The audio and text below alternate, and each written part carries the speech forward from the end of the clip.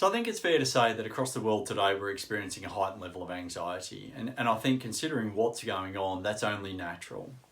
When I listen to people talk about anxiety, often it's portrayed as a really negative experience and one that sort of suppresses our capability and really stops us, fulfilling our potential. I think if we can pause for a moment and flip that, we can recognise that actually anxiety and the energy it brings can really help us focus on what matters most to us, and have and start to create the energy to do something about that. And when I think about what's happening in the world today, especially around COVID-19, I think that experience of anxiety and using it as a positive force feels like a really important thing to be doing. To be able to use it as a positive force, I think we've got to recognise firstly where anxiety comes from. And my view is that anxiety is a product of two things. It's a product of the uncertainty that we feel, which is all about the fact that we feel unsettled because there are things that we don't know the answers to. We don't know what's going to happen. And it's a product of the vulnerability that we have as human creatures. No matter how much we hate to admit it, we are mortal, vulnerable, magnificent creatures as human beings. And that means that we have this deep concern about our survival and our security.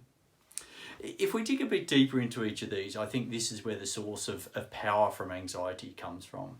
So uncertainty effectively comes from the fact that we are living in a state of unknown.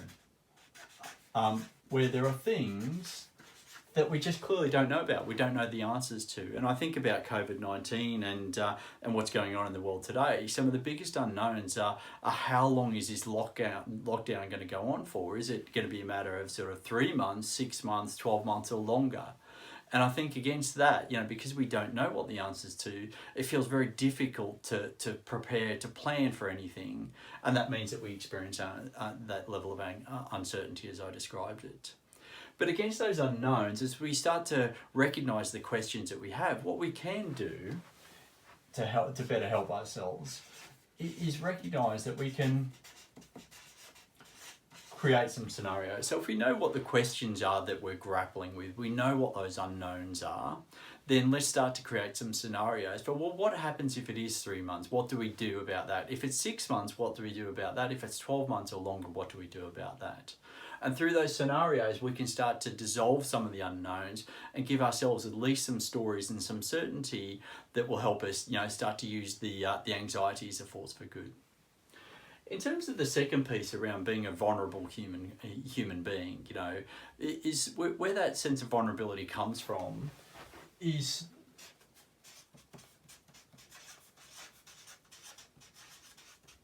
from our exposure to threats, from our exposure to things that we perceive will threaten our security and our survival.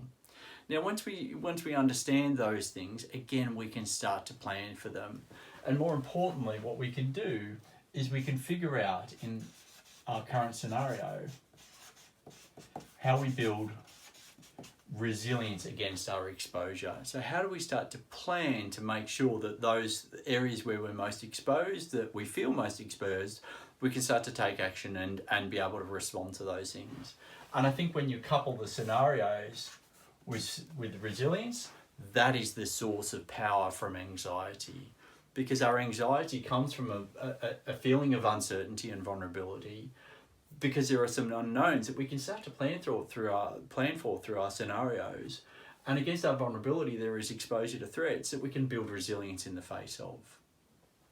And so if you're experiencing anxiety, and that is completely natural, and I don't think you would be human if you weren't, then what I really encourage you to do is start to think about these scenarios and resilience as a way of using that anxiety as a force for good to get you focused on what's most important to you and get you starting to take action in response to that. Because I think by doing this, it's the perfect opportunity for us to take control of our circumstance, for us to start to plan better and plan more consciously about how we're going to respond to that circumstance, and for us to really take control back over our lives in the midst of this crisis that we're all experiencing. So I hope that's been helpful. Anxiety for me, yes, it can be seen as a negative force, a suppressing force, one that prevents us from fulfilling our potential. But the mere presence of it gives us energy. And if we use that energy in a positive way by recognizing that there are scenarios that we can start to help us deal with the unknowns, and there is resilience that we can start to build to deal with the exposure that we have to threats. We can really use it as a force for good, and we can use it as a force to help us take control over the things which are most important to us.